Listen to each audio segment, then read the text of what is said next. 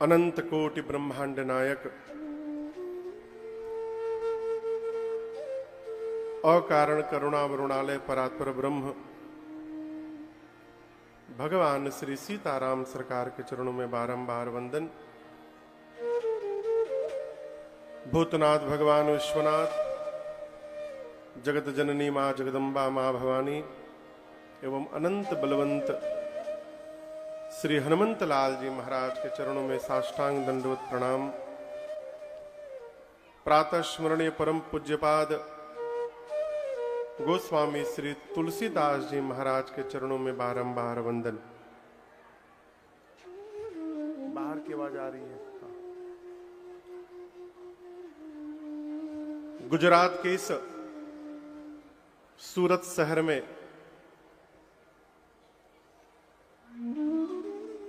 अयोध्यापुरी, इस स्थान का नाम अयोध्यापुरी, यही नाम है ना भैया?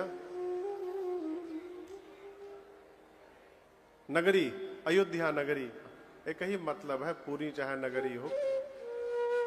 अयोध्या नगरी में बैठकर हम और आप श्री राम सेवा समिति सूरत संस्था के तत्वावधान में कल से प्रारंभ भई ये 9 दिवसीय श्री राम कथा महोत्सव, जिसके आज द्वितीय सत्र में हम और आप यहाँ सभी लोग उपस्थित हैं।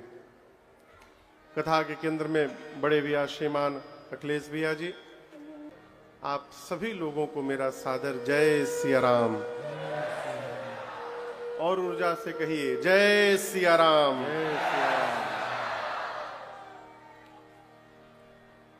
कल प्रथम सत्र में हमने और आपने इस श्री राम कथा की महिमा को गाया, श्रवण किया। मानस के 4 घाट, सबसे पहले वक्ता पूज्यपाद गोस्वामी तुलसीदास जी महाराज अपने मन को सुना रहे हैं और साथ में मां गंगा सुन रही हैं और संत समाज सुन रहे हैं। देखिए, जगत को सुनाई दे चाहे न दे, स्वयं को सुनाई देना चाहिए। पूरे जगत को सुनाते रह गए और कभी स्वयं को नहीं सुन पाए तो कथा गाने का कोई प्रभाव स्वयं पर पड़ने वाला नहीं है। इसलिए गोस्वामी जी ने प्रारंभ में ही स्पष्ट कर दिया कि मैं इस कथा को क्यों गा रहा हूं। स्वान्तः सुखाय तुलसी रघुनाथ गाथा भाषा निबंध मति मंजूल मातनोति। गोस्वामी जी कहते हैं स्वान्तः सुखाय, अपने अंतःकरण को सुख देने के लिए मैं ये कथा गा रहा हूं। तो मानस के प्रथम वक्ता गोस्वामी तुलसीदास जी पहले घाट पर श्रोता में निज मन है और गंगा जी हैं। दूसरे घाट पर गोस्वामी जी कहते हैं मैं वो कथा सुनाने जा रहा हूं जो तीर्थराज प्रयाग में याज्ञवल्क्य ऋषि ने श्री भरद्वाज जी को सुनाई। ये मानस के दूसरे वक्ता हैं। याज्ञवल्क्य ऋषि भगवान शिव के पास कथा को ले जाकर बोले भरद्वाज जी से कि मैं वो कथा सुनाऊंगा जो भगवान शंकर ने कैलाश पर मां पार्वती जी को सुनाई। बाबा मानस के तीसरे घाट के वक्ता हैं और भगवान शंकर मां पार्वती से कहते हैं देवी, मैं आपको वो कथा सुनाऊंगा जो नीलगिरी पर्वत पर श्री कागभुशुंडी जी ने पक्षियों के राजा श्री गरुण जी महाराज को गा करके सुनाई। उस कथा को मैं आपको सुनाऊंगा। चौथे घाट के वक्ता हैं पूज्यपाद शंकर जी, कहते हैं श्री कागभुशुंडी जी महाराज, और श्रोता हैं गरुण जी महाराज। आवाज गूंज रही है पूरी।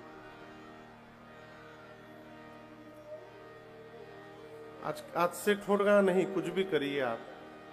बाबा का बिया है ना, मंगलाचरण में ठीक चला है, उसके बाद डिस्टर्ब हुआ फिर,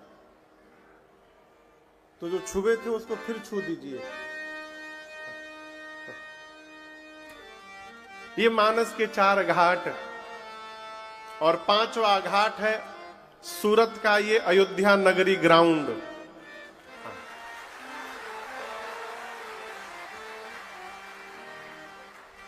मैं कौन सी कथा गाकर सुनाऊंगा?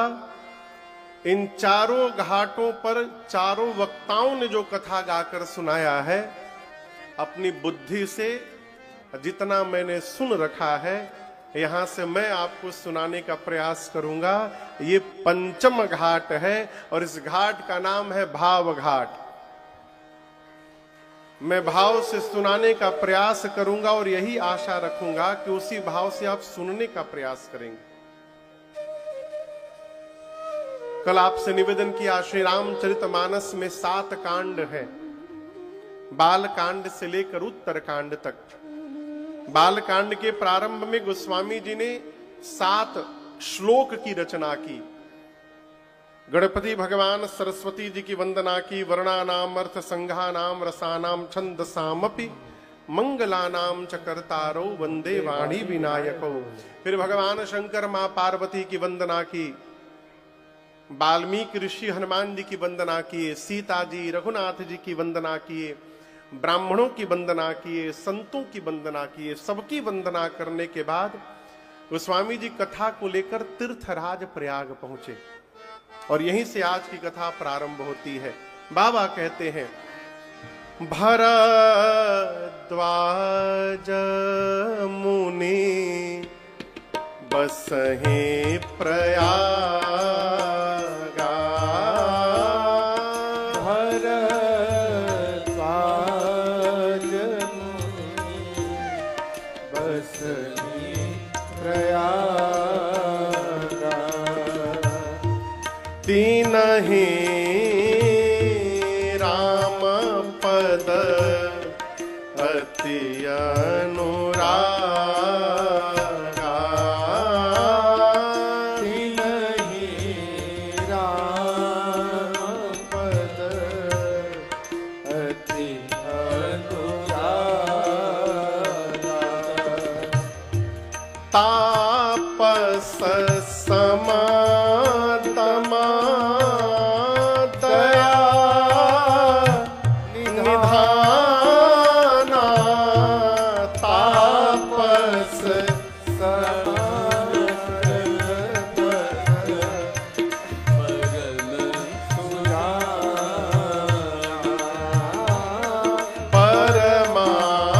परमारथ पथ परम सुजाना, परमारथ परम सुजाना। गोस्वामी जी कहते हैं, तीर्थराज प्रयाग में एक मुनि रहते हैं जिनका नाम है श्री भरद्वाज जी। कहां रहते हैं?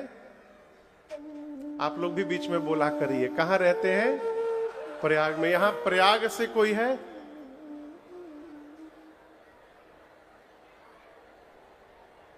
आधा प्रयाग सूरत में आके बसा है का?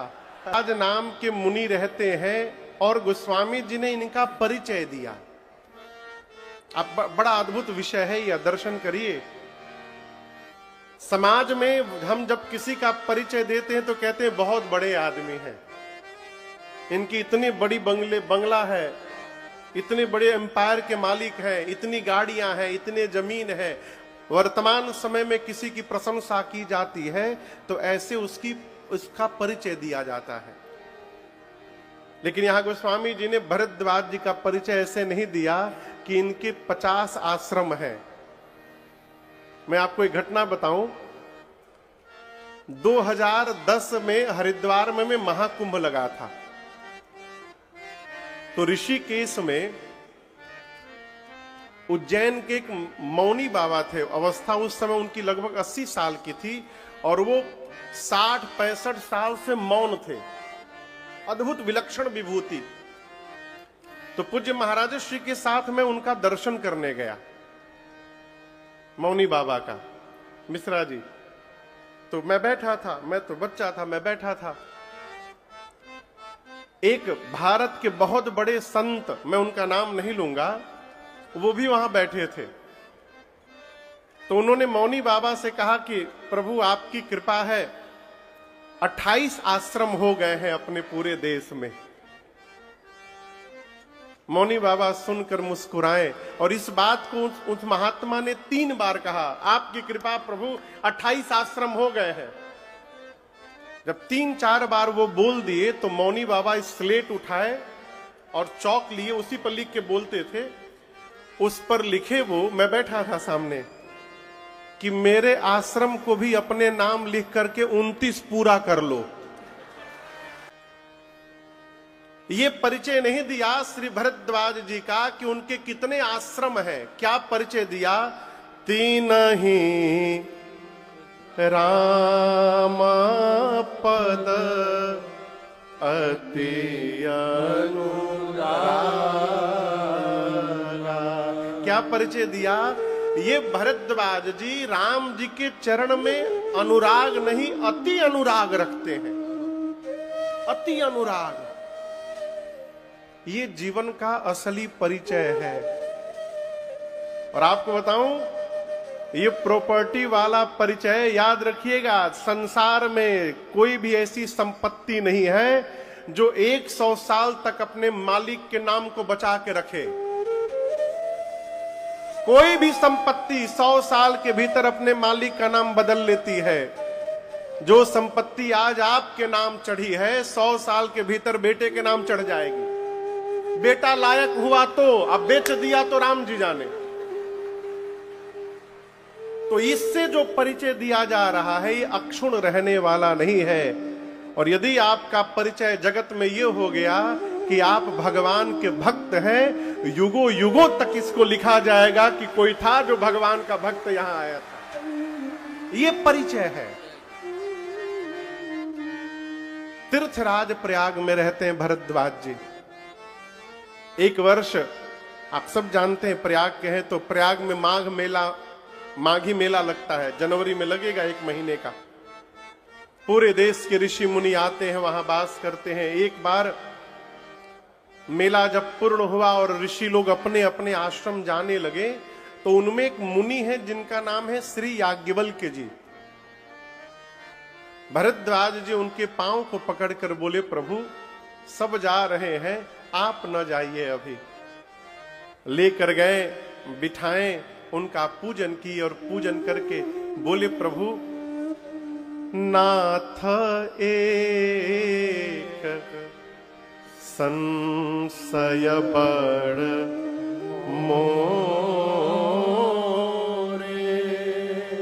प्रभु मेरे मन में एक संशय है और मैं जानता हूं कि मेरे संशय को आपको छोड़कर कोई दूर करने वाला नहीं। देखिए, आपसे निवेदन करूं, संशय होना बुरी बात नहीं है। संशय होने के बाद उस संशय को समाप्त करने का प्रयास न करना, यह गलत बात है।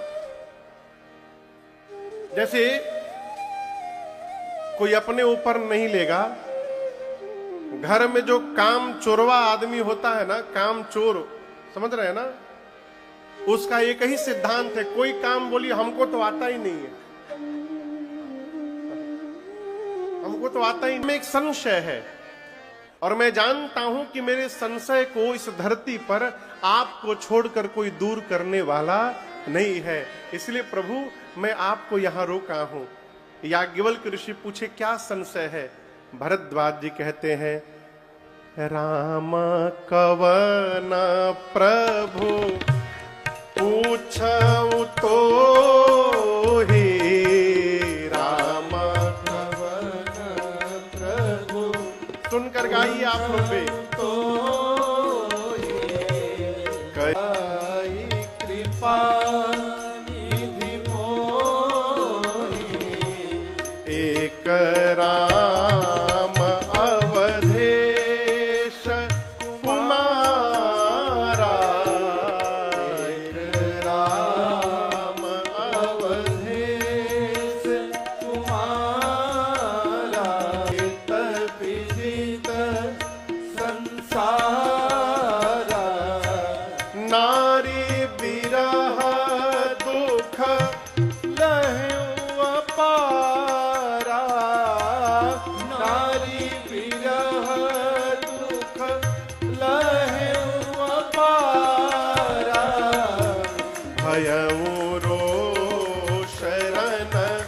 रावण मारा भयउ रोष। राम जी कौन है?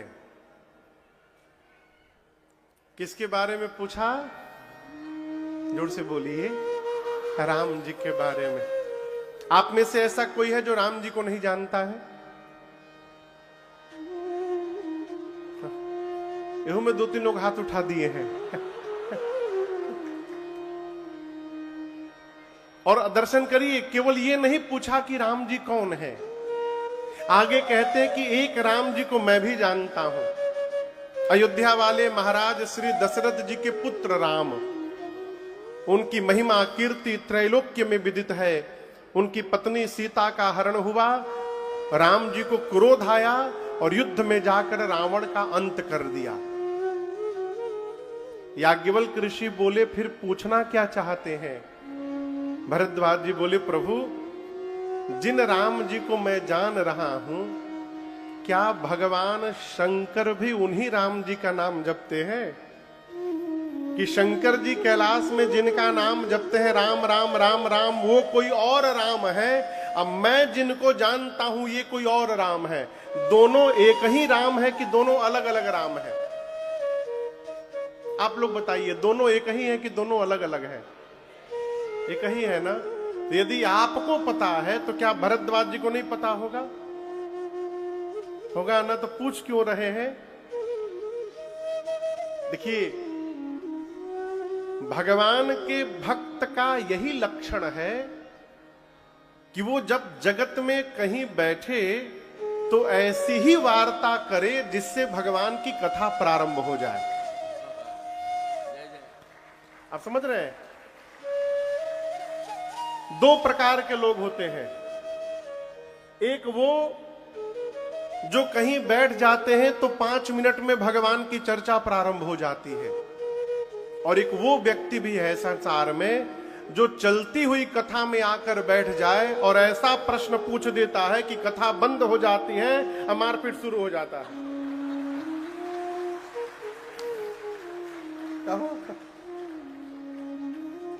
भरद्वाज जी की चतुराई याज्ञवल्क्य ऋषि समझ गए। कहते हैं, मुनिवर मैं आपकी चतुराई समझ गया, अब मैं आपको जान गया आप कौन है। राम भगत तुम मन क्रम बानी, चतुराई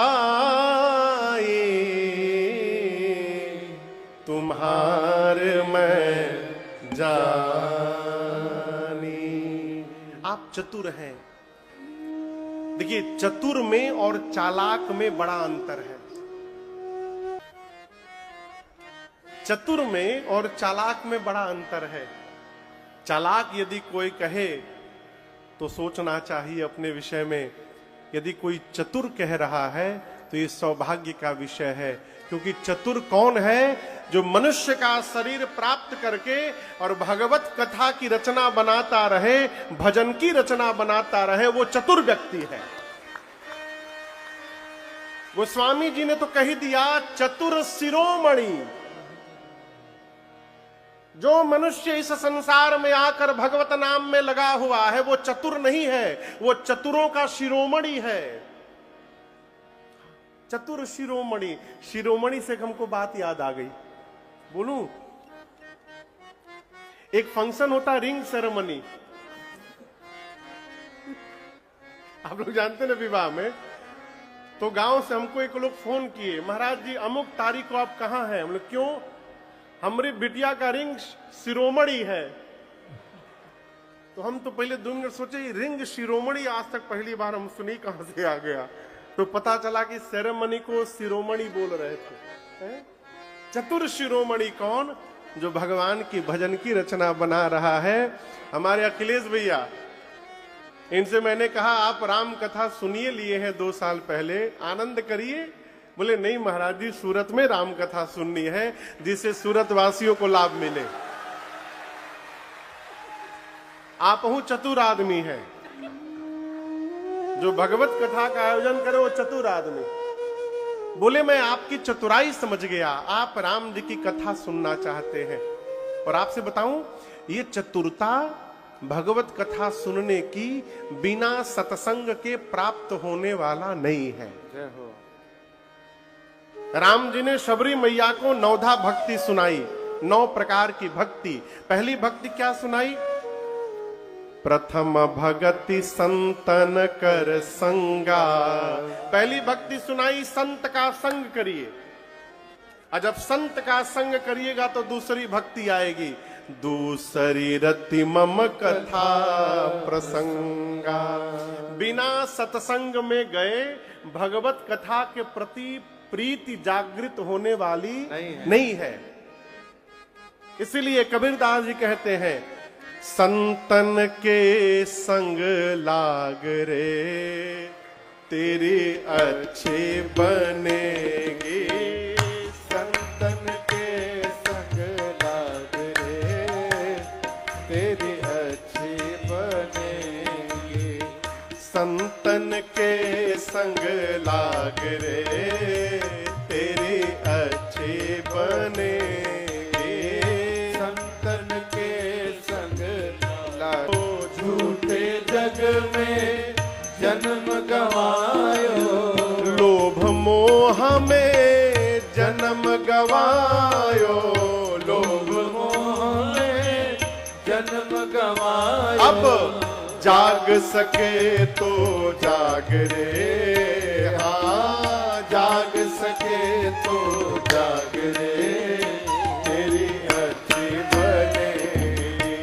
संतन के संग पुण्य कमाई, संतन के संग पुण्य कमाई। संतन के संग पुण्य कमाई।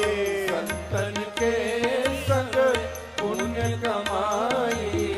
खुल जाएंगे तिब द्वार रे, हाँ खुल जाएंगे सब द्वार रे तेरी अच्छी बनेगी। संतन के संग लाग रे तेरी अच्छी बनेगी। संत क्या करेंगे? गवायो झूठे जग में जन्म गवायो।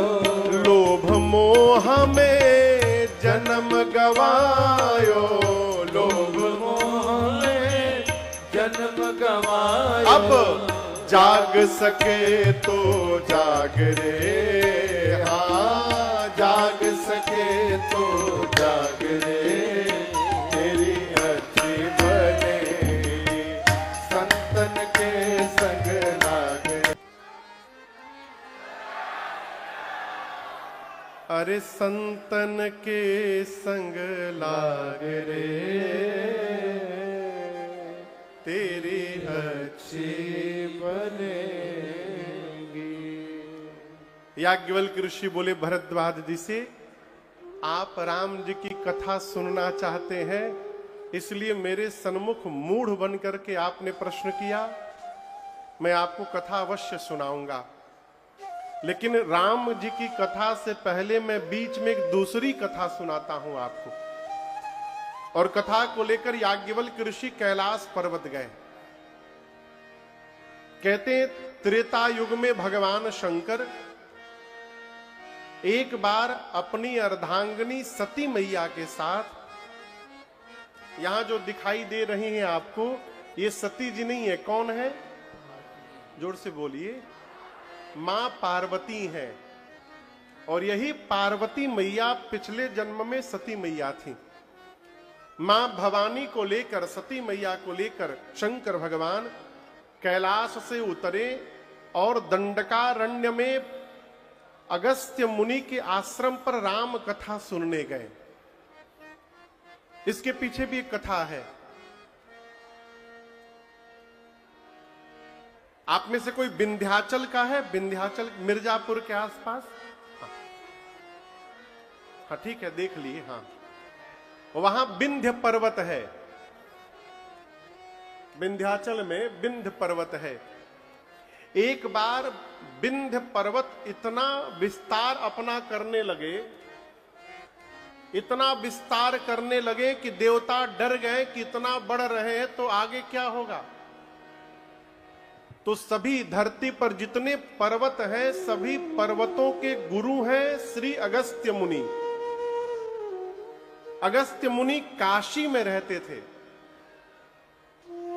तो देवताओं ने जाकर अगस्त्य मुनि से कहा कि आप अपने शिष्य विंध्य को समझाइए, इतना न बढ़े। अगस्त्य मुनि बोले, देखो उनको समझाने के लिए मुझे काशी छोड़ के जाना पड़ेगा। अब मैं काशी छोड़ के कहीं जाने वाला हूं नहीं, मना कर दिया। तब देवताओं ने भगवान विश्वनाथ से प्रार्थना किया कि आप अपने काशी में बसे इन अगस्त्य मुनि को समझाइए। भगवान विश्वनाथ ने जब निवेदन किया तो अगस्त्य मुनि बोले, बाबा काशी का कौवा भी काशी नहीं छोड़ना चाहता, आप मुझे काशी छोड़ के जाने के लिए कह रहे हैं। तब भगवान शंकर ने कहा कि मेरी आज्ञा है, आप जाइए, और मैं वचन देता हूं आप धरती के जिस कोने में रहिएगा, एक दिन सब परिवार आपके आश्रम पे आऊंगा और बैठ करके आपके मुख से 9 दिनों तक राम कथा को श्रवण करूंगा। ये मेरा वचन है आपको। तब अगस्त्य मुनि गए। जब गए तो विंध्य ने सिर झुकाकर उनको प्रणाम किया।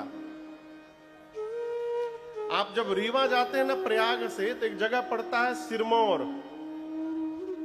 जानते हैं आप लोग, सिरमौर जगह पड़ता है। ऐसी मान्यता है कि वहीं पर विंध्य पर्वत का सिर है। उसने सिर झुका के चरण में जब प्रणाम किया और प्रणाम करते करते पूछा, गुरुदेव आज्ञा करिए। तो अगस्त्य मुनि बोले, मैं जब तक लौट कर ना आ जाऊं, जैसे हो वैसे ही बने रहना। बोलकर अगस्त्य मुनि दंडकारण्य में गए और आज तक उधर से लौटकर यहां काशी की तरफ नहीं आए। और आज भी वो उसी मुद्रा में, प्रणाम करने की मुद्रा में विंध्य पर्वत वहां पड़े हुए हैं। इसी वचन को पूर्ण करने के लिए भगवान शंकर सती मैया के साथ अगस्त्य मुनि के आश्रम में कथा सुनने गए। अगस्त्य मुनि तो देखे तो नाचने लगे, बिठा करके पूजन किया, आरती उतारी और 9 दिनों तक कथा सुनाए। लेकिन आपको सुनकर आश्चर्य लगेगा, सती मैया बगल में बैठी रही, लेकिन मां ने कथा नहीं सुनी। किसने सुनी? सुनी महेशा परम सुख मानी, राम कथा मुनि बरज बखानी। केवल भगवान शिव ने कथा को श्रवण किया, केवल। बुरा न मानिएगा, भगवान से प्रार्थना करते हैं ऐसा कोई यहां ना हो, लेकिन जितने लोग यहां बैठे हैं सब कथा सुन ही रहे हैं, ऐसा आवश्यक नहीं है। और एक निवेदन करूं माताओं से विशेष करके, अभी दूसरा दिन है, पंडाल ये भरी गया, कोई भी असली गहना पहन के ना आवे कथा में, मेरी प्रार्थना है आपसे। कई लोग काटने के लिए ही आते हैं, कथा सबकी मनोकामना पूरी करती है।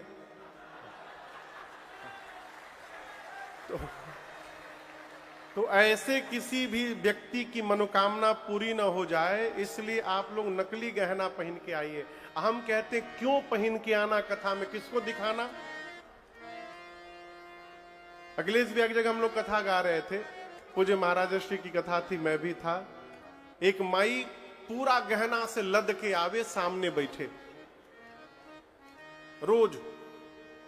एक दिन पूछा गया, भाई बहन जी आप इतना गहना पहनती हैं, शौक है क्या? बोले नहीं शौक नहीं है। फिर क्यों पहनती हैं? बोले महाराज मेरे शरीर का गहना बगल वाली जब देखती है और उसके बाद जब उसका चेहरा बनता है, वो देखकर बड़ा मजा आता है।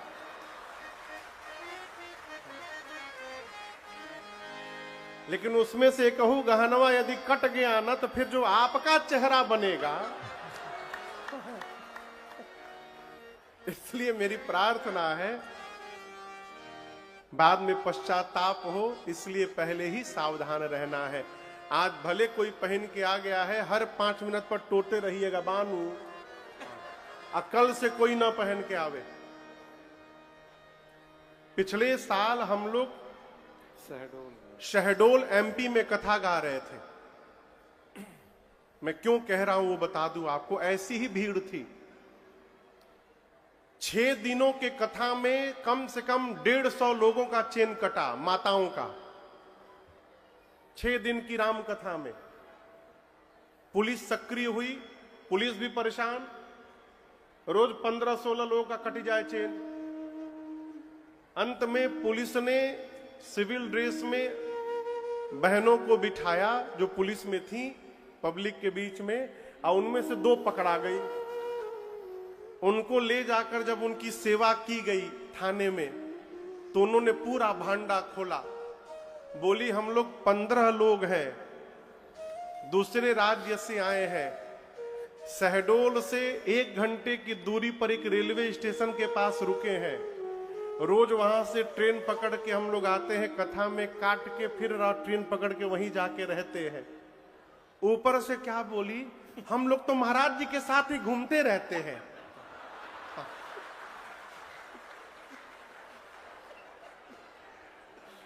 वो ऐसे बोली जैसे महाराज जी हायर करके रखे उनको, हम उनके साथ ही घूमते रहते हैं। अभी वहां गए थे सिंगरौली में, वहां काटे वहां काटे, पुलिस ने इतना मारा, बोले आज के बाद बोलना मत कि उनके साथ घूमते रहते, वो तुमको रखेगा।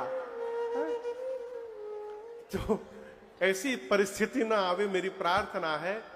गहना पहनना हो तो नकली पहनिए, कौन पहचान, कौन लेके रगड़ेगा। लोग असली के नाम पर नकलिए पकड़ाए पड़े हैं। आनंद में रहिए, हाँ, आनंद में रहिए। भगवान शंकर मां भवानी के साथ पहुंचे, कथा भई, लेकिन मां ने कथा नहीं सुनी। क्यों नहीं सुनी? पूर्वाग्रह से ग्रसित हो गई। ये क्या कथा सुनाएंगे, जो स्वयं हमारी आरती उतार रहा है, वो क्या कथा सुनाएंगे? कथा के बाद भगवान शंकर राम जी की भक्ति दक्षिणा के रूप में दे करके और चले आकाश के मार्ग से।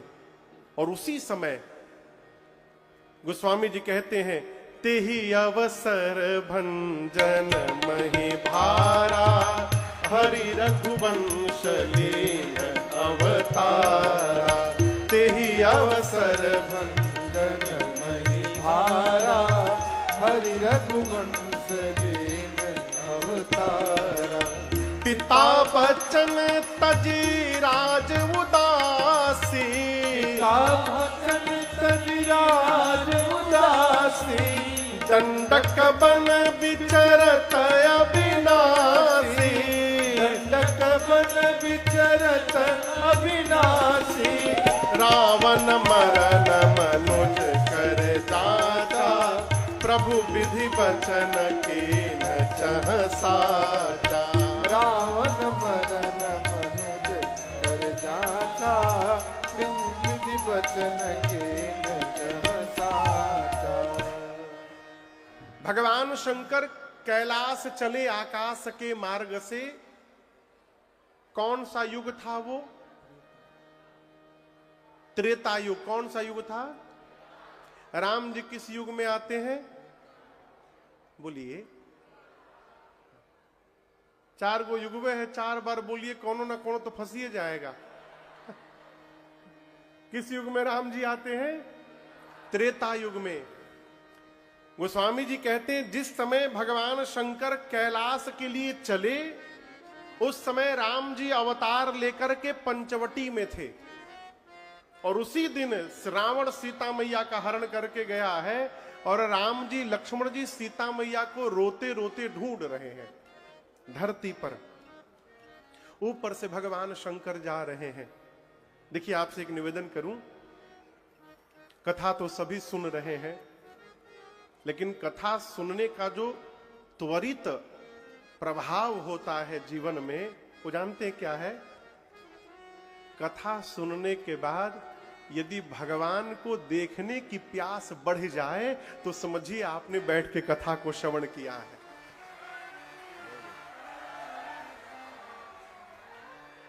मनु जी महाराज राजा थे, अयोध्या के राजा थे मनु जी महाराज। चौथे पन में राज सत्ता अपने पुत्र को सौंप करके उत्तानपाद जी को और शत्रुपा मैया के साथ नैमिषारण्य में लखनऊ के आगे, कोई नैमिषारण्य का है यहां पर, सीतापुर नैमिषारण्य का कोई नहीं है, माने सब प्रयागे वाले लोग हैं, ठीक, एक लोग है, ठीक है। नैमिषारण्य चले गए, वहां मुनियों के साथ रहने लगे, सत्संग में गति करने लगे। एक दिन शत्रुपा मैया से बोले, देवी जिसकी कथा इतनी सुंदर है वो भगवान कितने सुंदर होंगे। आप दर्शन करिए, कथा सुनते सुनते भगवान को देखने की प्यास जग गई। मुनियों से पूछे कि हम उस भगवान को देखना चाहते हैं। मुनियों ने भगवान का 12 अक्षर मंत्र दिया और कहा इस मंत्र का जप प्रारंभ करिए। 23,000 वर्ष तक जपे दोनों। कितने दिन? 23,000 वर्ष जपे, तब जाकर भगवान की आवाज सुनाई पड़ी। आपको बताऊं, तपस्या करते करते शरीर के मांस गल गए थे, केवल हड्डी बचा था शरीर में। लेकिन 23,000 वर्ष बाद जैसे भगवान की ब्रह्मवाणी सुनाई पड़ी, मनु जी और शत्रुपा जी का शरीर रिष्ट पुष्ट हो गया। मनु जी शरीर देखे और शत्रुपा मैया से बोले, देवी जिसकी आवाज सुनाई पड़ी तो इतना परिवर्तन हुआ, वो दिखाई दे देगा तो कितना परिवर्तन हो जाएगा। बोले, प्रभु हम आपको देखना चाहते हैं। तब राम जी ने प्रकट होकर साक्षात दर्शन दिया उनको। ये प्रारंभ कैसे हुआ? कथा सुन करके। कथा सुनकर यदि भगवत दर्शन की चाह बढ़ रही है तो ये कथा का प्रभाव है जीवन पर। शंकर भगवान कथा सुन के जा रहे हैं, मन में सोच रहे हैं, बोलिए सच्चिदानंद भगवान की जय। लेकिन यहां दर्शन करिए, राम जी को देखने से और प्रणाम करने के बीच में शंकर जी ने कुछ किया। क्या किया?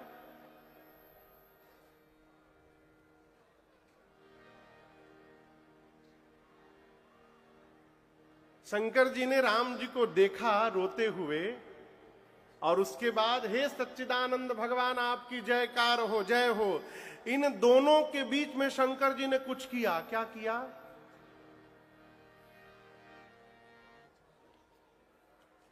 क्या किया? लिखा है, भरी लोचन छवि सिंधु निहारी। क्या किया शंकर जी ने? आंख भर करके पहले राम जी को देखा। मैं क्यों सुना रहा हूं? किसी भी मंदिर में भगवान के सामने जब जाइए ना, कहिए सुनिए बाद में, पहले प्रयास करिए जितना हो सके उनको निहार करके इस आंख में बसा लिया जाए। उसके बाद में जयकारा लगाना है, कुछ भी करना कहिए, भगवान को देखिए। मंदिर में भगवान को देखने का लाभ है। क्या देखें महाराज? भगवान के चरण को देखिए, भगवान के मुख को देखिए, भगवान के कृपा हस्त को देखिए, भगवान की आंखों को देखिए। एक हमारे बंगाल के महापुरुष हुए श्री चैतन्य महाप्रभु। आप लोग नाम सुने उनका? ये जो महामंत्र का प्रचार है ना जगत में, हरे कृष्ण कृष्ण कृष्ण हरे हरे, हरे राम राम राम हरे हरे। इस महामंत्र का जगत में प्रचार भगवान श्री चैतन्य महाप्रभु ने किया। तो उनका एक दृष्टांत मैं सुनाऊं। वो स्त्री के परछाई से भी दूर रहते थे। स्पर्श तो दूर की बात है, यदि स्त्री खड़ी है और उसकी छाया धरती पर है तो उस छाया से भी बच के रहते थे। एक दिन श्री जगन्नाथ धाम में भगवान श्री जगन्नाथ भगवान के मंदिर में जगमोहन में पीछे एक खंभ है, उसी खंभ के पास खड़े होकर वो भगवान का दर्शन किया करते थे। एक दिन दर्शन कर रहे थे, भीड़ लगी थी, तब तक एक 15-16 वर्ष की लड़की आई, बिटिया, उसको दिखाई नहीं दे रहे थे भगवान। तो वो क्या की कि एक पांव चैतन्य महाप्रभु के कमर पे रखी और दूसरा पांव उनके कंधे पर रखकर उनके ऊपर खड़ी हो गई। अब उनके जो शिष्य थे चिल्लाने लगे, पाप कर दिया तूने, पाप कर दिया, नीचे उतर। चैतन्य महाप्रभु ने सबको डांटा, कोई बोलेगा नहीं, इसको देखने दो। वो निहारती रही ठाकुर जी को। जब रात्रि में अपनी कुटिया में चैतन्य महाप्रभु, ध्यान भी नहीं था कि मैं किसी के कंधे के ऊपर खड़ी होकर के देख रही हूं। वो देखने के लिए इतनी लालायित थी कि जैसे हो दिखाई देना चाहिए। आज उसने मुझे सिखाया है कि भगवान का दर्शन करना चाहिए तो किस प्यास के साथ करना चाहिए। उस बिटिया ने मुझे बताया है, वो मेरी गुरु थी। इसलिए कहीं जाइए तो पहले भगवान को निहारिए। शंकर जी ने राम जी को देखा तो तुरंत जय जयकार नहीं किए, भरी लोचन आंख भर के छवि सिंधु निहारी। भगवान के रूप को आंख में बसाया बाबा ने। जब नेत्र में स्वरूप प्रवेश कर गया तब शंकर जी बोले, बोलिए सच्चिदानंद भगवान की इतना बोलकर सती मैया को चले गए। यहां दर्शन करिए, शंकर जी सती जी से नहीं बोले कि आप हो जय जयकार करो, प्रणाम करो, नहीं, स्वयं किए। कई लोग कहते हैं हम पूरे घर को ठीक कर देंगे। बुरा न मानिएगा, जो पूरे घर को ठीक करता है ना, घरवा वाले मिलकर उसको ठीक कर देते हैं। पत्नी को यदि पति किसी को प्रणाम कर रहे हैं तो पत्नी को यह नहीं पूछना चाहिए कि हम करें कि ना करें, पत्नी को अनुगामी होकर के प्रणाम करना चाहिए। लेकिन शंकर जी के इस प्रणाम ने मां सती को भ्रम में डाल दिया। मां सती बोली, नहीं नहीं, ये भगवान नहीं हो सकते।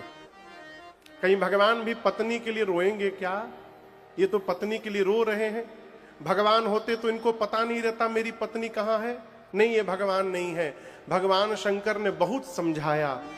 जब सती मैया नहीं मानी तो बाबा ने कहा, जो तुम्हारे मन अति संदेह तो किन जाय परीक्षा ले। यदि आपके मन में इतना ही संशय भरा है देवी, तो भी वो बहुत दूर नहीं गए होंगे। मैं इसी बरगद के वृक्ष के नीचे बैठा हूं और आप जाइए उनकी परीक्षा लेकर के आइए।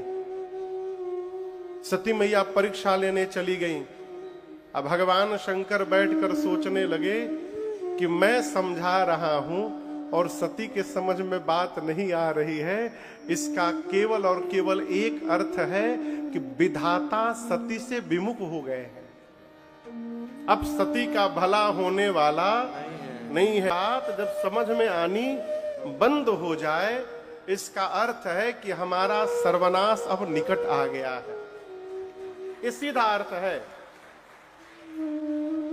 ये ताली बजाने के लिए नहीं है, समझने के लिए है।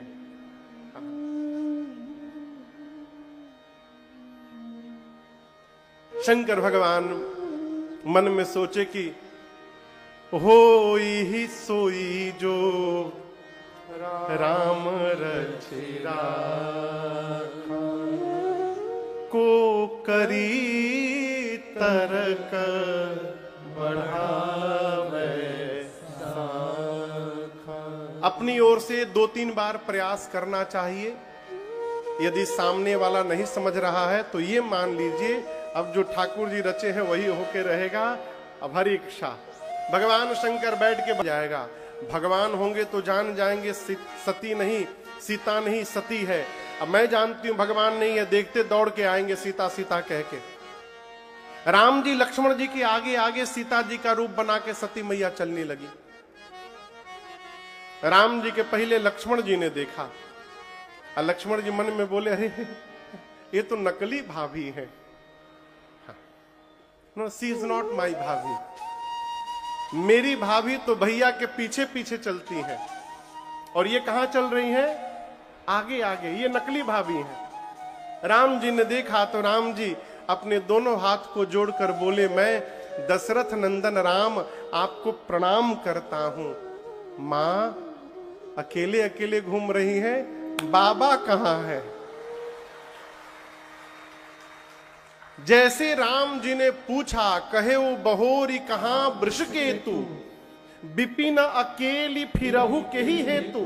जंगल में अकेले क्यों घूम रही हैं? बड़ा भयानक है जंगल। सती मैया समझ गई, अरे तो भगवान है। मैंने भगवान पर संशय कर लिया। पूरा शरीर थर थर कांप गया मां का। बिना कुछ कहे शंकर भगवान के पास लौटी। बाबा ने सीधा प्रश्न किया, कैसे परीक्षा लिया ये बताओ।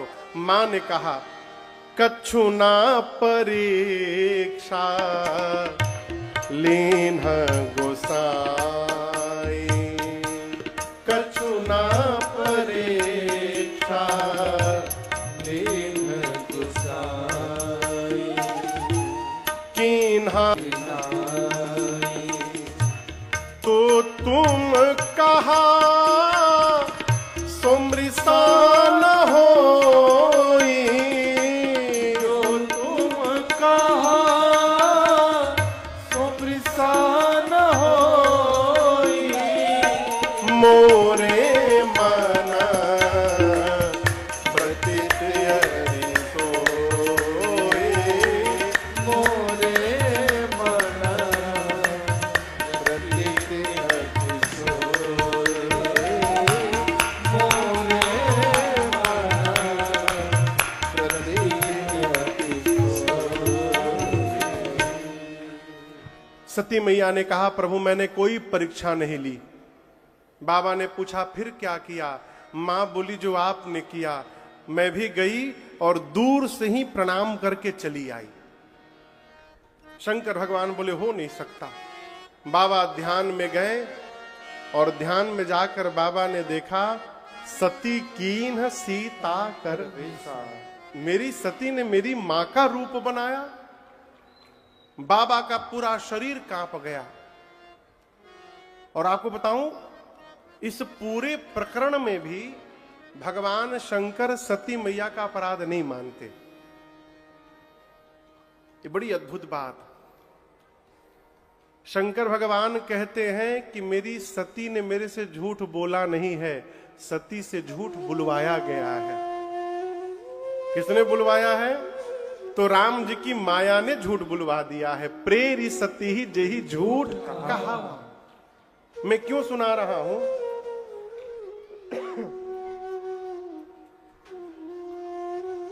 झूठ कहलवाया है। प्रेरी सती ही जेही झूठ कहावा। लेकिन समस्या क्या है? मान लीजिए हम आपको यहां कथा सुनाने आए हैं सूरत में, हम आपको ठग के चले जाएं। ऐसा हम करेंगे नहीं, लेकिन मान लीजिए हाँ, हम आपको ठग लें और ठग के चले जाएं, तो मेरे जाने के बाद जीवन पर्यंत आप जब जब मेरा नाम सुनिएगा, आपको ये बाद में याद आएगा कि मैं राम कथा गाता हूं। पहले याद ये आएगा कि सती ने मेरी मां का रूप बनाया था।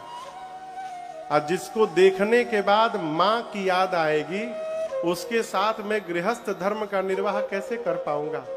परिणाम उसी समय मन में संकल्प करके और जीवन भर के लिए भगवान शंकर ने सती मैया का त्याग कर दिया। यही तन कैलाश गए और कैलाश जाकर भगवान शंकर सहज स्वरूप में प्रवेश कर गए।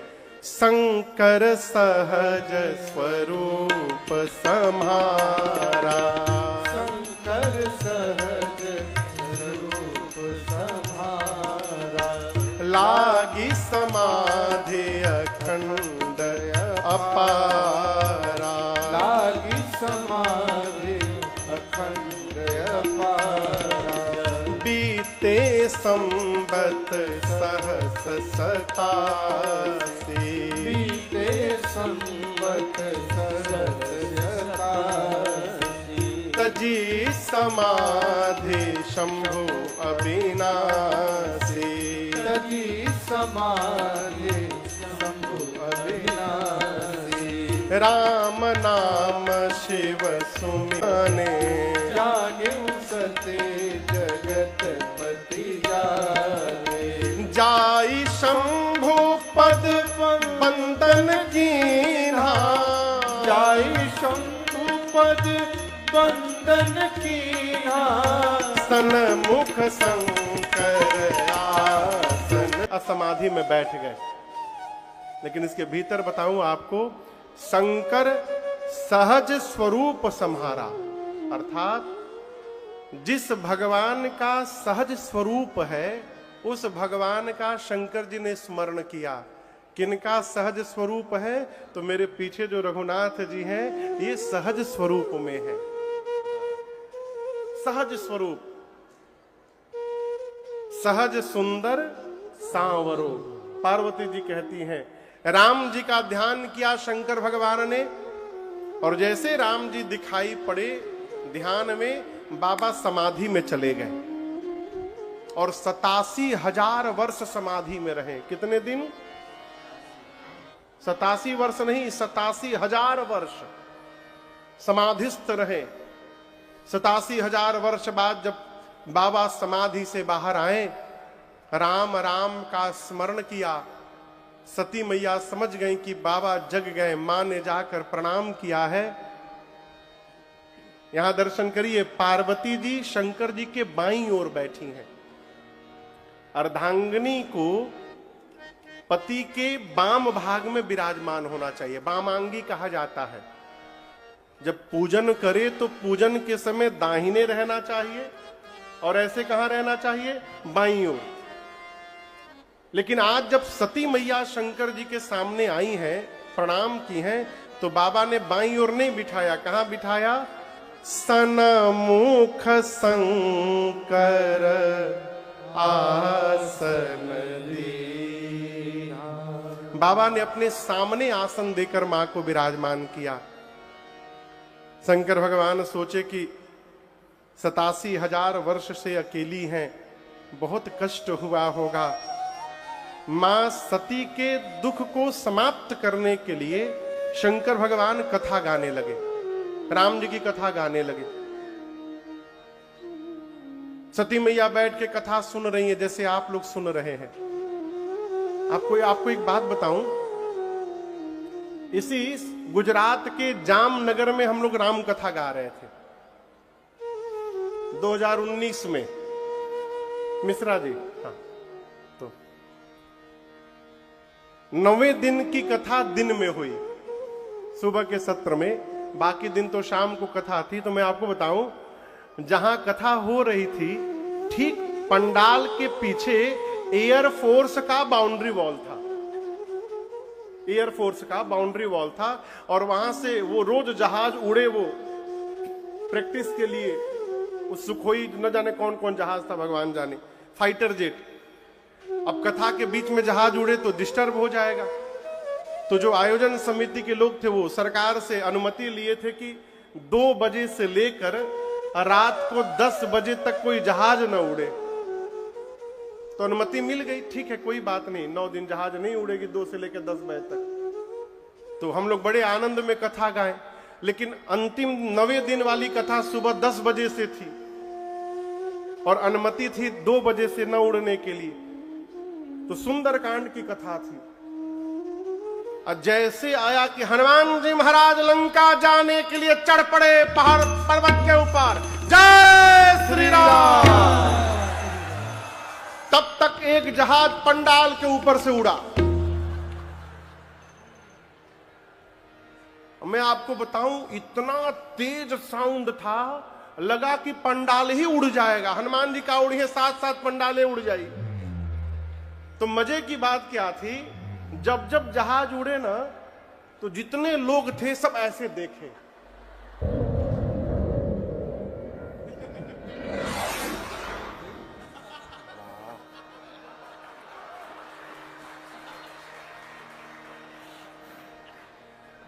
अभी बहुत आइटम लेके बैठे हैं।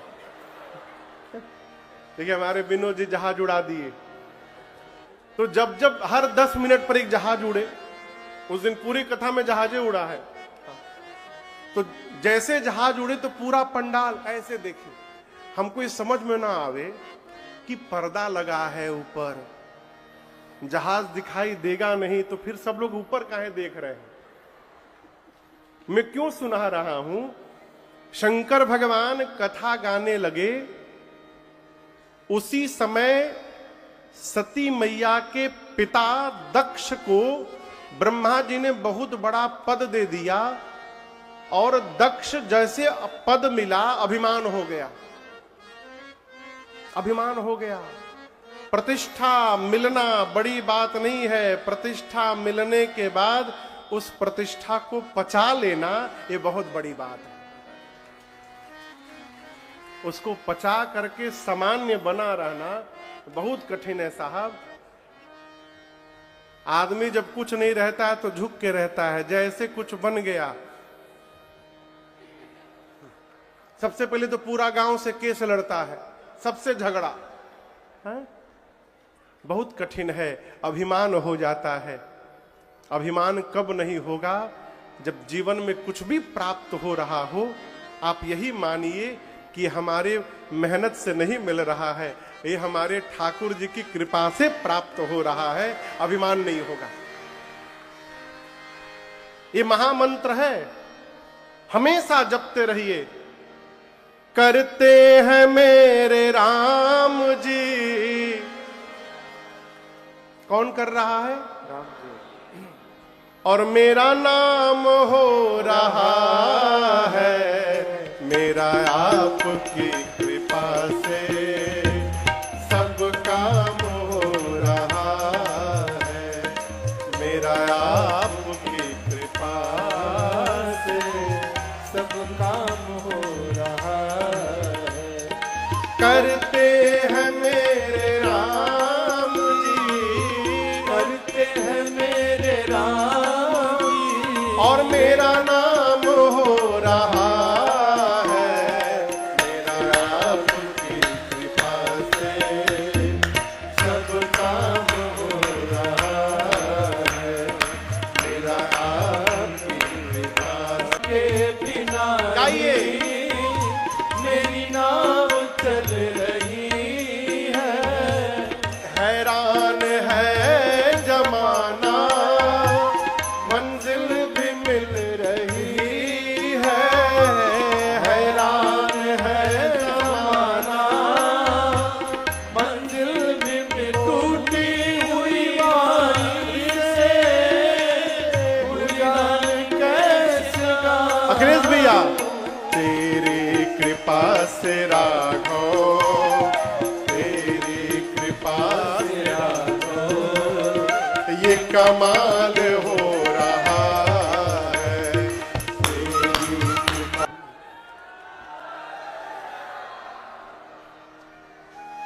हमेशा यही कहिए क्या, कि करते हैं मेरे राम जी। कौन कर रहा है?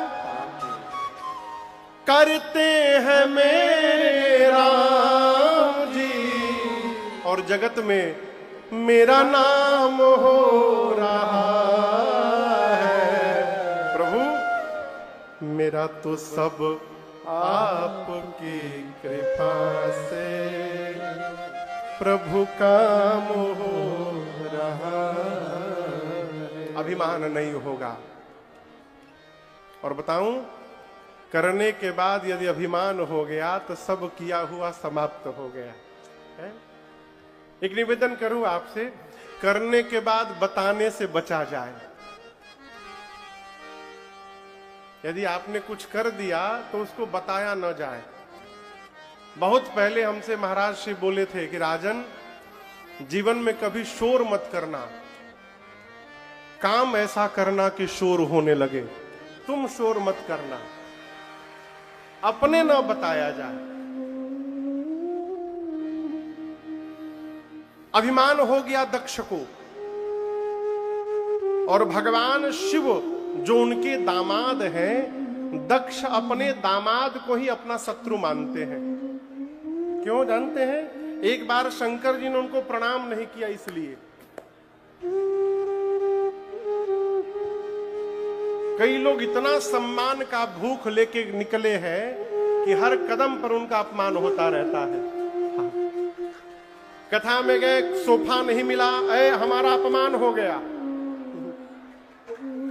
मंच पर माला नहीं मिली, हमारा आज के बाद हम कथा में जइबे नहीं करेंगे, हमको माला नहीं मिली। बताइए,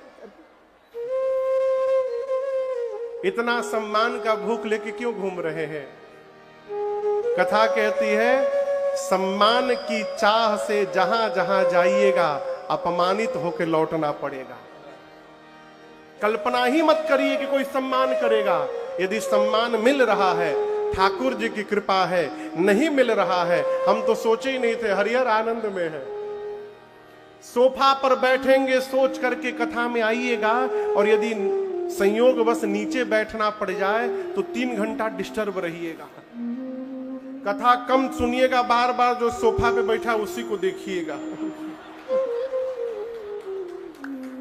बगल वाले से पूछिएगा, हमसे ढेर वीआईपी हैं का ये लोग।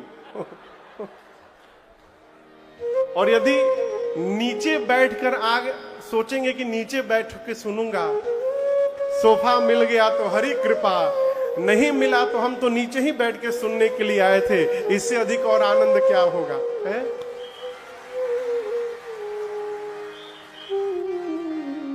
और एक बात बोलूं, सोफा वाले बुरा ना मानिएगा प्लीज।